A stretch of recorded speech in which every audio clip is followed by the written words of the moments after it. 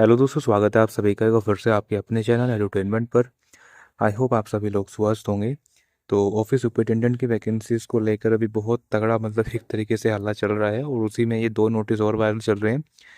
एक तो है आप लोगों को लखनऊ जोन की तरफ से, ईस्टर्न यूपी सर्कल में लखनऊ की तरफ से, और दूसरा है आप लोगों का अहमदाबाद की तरफ से।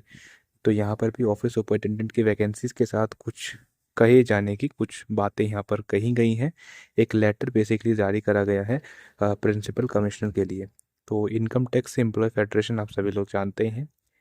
तो यहाँ पर इन्होंने कहा है कि इनसे मिस रिपोर्ट हुई हैं 181 वैकेंसी। इन्होंने कहा कि 181 वैकेंसी प्रमोशन के थ्रू हो रही हैं, डायरेक्ट रिक्रूटमेंट के थ्रू नहीं होंगी, है ना, इनके अकॉर्डिंग। तो इन्होंने एक लेटर जारी कराया है, पता नहीं ऑफिशियल है क्या है, लेकिन फिलहाल के टाइम पे यही चल रहा है। बाकी इसकी पुष्टि तो आप लोगों की फाइनल आंसर की सॉरी सॉरी जब आप लोगों की फाइनल वैकेंसी जब आएंगी तभी कुछ पता चलेगा, लेकिन फिलहाल के टाइम पे ऑफिशियली तो ऐसा कुछ है नहीं। ऑफिशियल वेबसाइट पर तो ऐसा कुछ है नहीं। अब यदि ये चीज़ हो रही है तो कहने को 181 वैकेंसी है, लेकिन ये 1810 बच्चों को मेंस देने का मौका मिलता अगर ये प्रमोशन के थ्रू ना होती, है ना, अगर 10 गुना ही बुलाते। तो ये तो है आप लोगों का लखनऊ जोन की तरफ से। अभी मैं आप लोगों को अहमदाबाद जोन की तरफ से और दिखाता हूँ।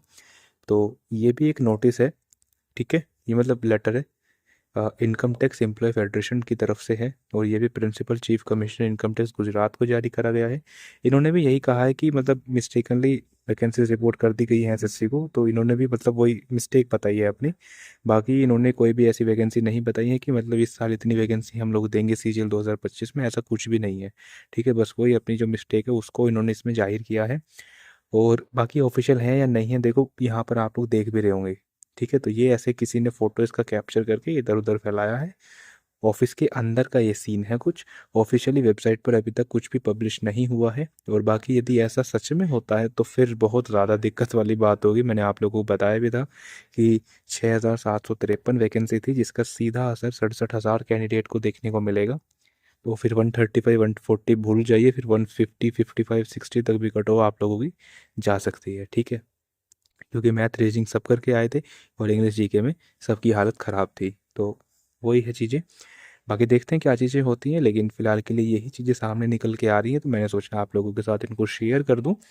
और बाकी देखते हैं फाइनल वैकेंसीज में क्या चीज़ें होती हैं। बाकी ऑफिशियल वेबसाइट तक अभी तक कुछ भी चीज़ें नहीं आई हैं, और ये सारे अभी तक लेटर जारी किए गए हैं, ये भेजे जाने कि ऐसा कर दो, ऐसा हुआ नहीं है। ठीक है, ये भी बस कहा जा रहा है कि भाई ऐसा कर दीजिए इनकम टैक्स डिपार्टमेंट से। बाकी देखो इनकम टैक्स डिपार्टमेंट क्या करता है, प्रमोशन देता है या डायरेक्ट रिक्रूटमेंट ही कराता है।